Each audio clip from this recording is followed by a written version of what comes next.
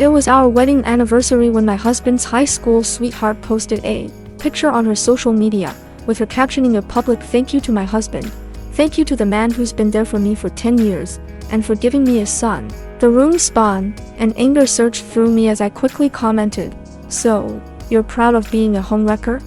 Almost immediately, my husband called, his voice full of rage. Almost immediately, my husband called, his voice full of rage. How can you think such disgusting things?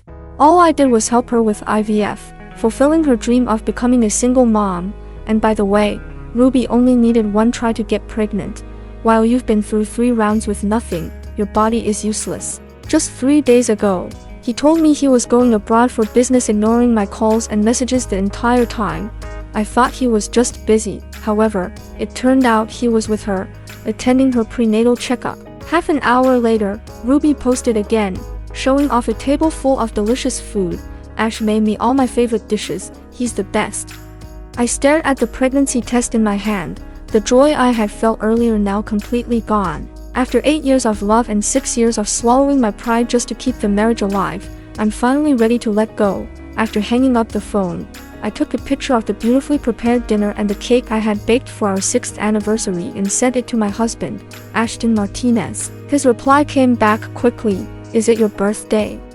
I'm flying out, so I can't make it home tonight. Just celebrate on your own." I chuckled bitterly and tossed the cake into the trash. Whether it was my birthday or our anniversary, it did not matter because Ashton never remembered those things. However, when it came to Ruby Lowe, he had an entire notebook dedicated to her.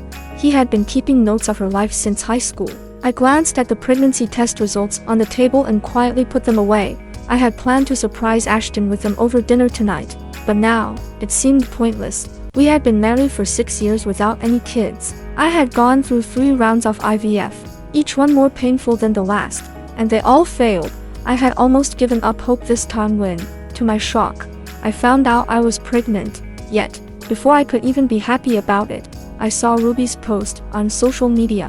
For all I knew, she might have done her IVF on the same day, using my husband's sperm, and here I was, the fool, kept in the dark, oblivious to everything.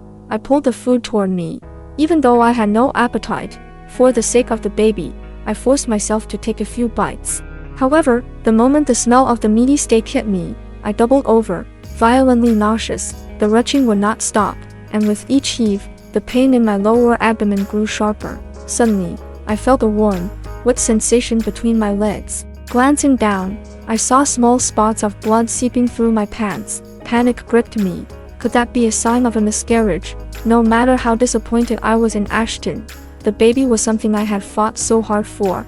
I could not lose it now. I grabbed my phone and tried to head downstairs to drive myself to the hospital. But as soon as I opened the door, the pain in my abdomen became unbearable.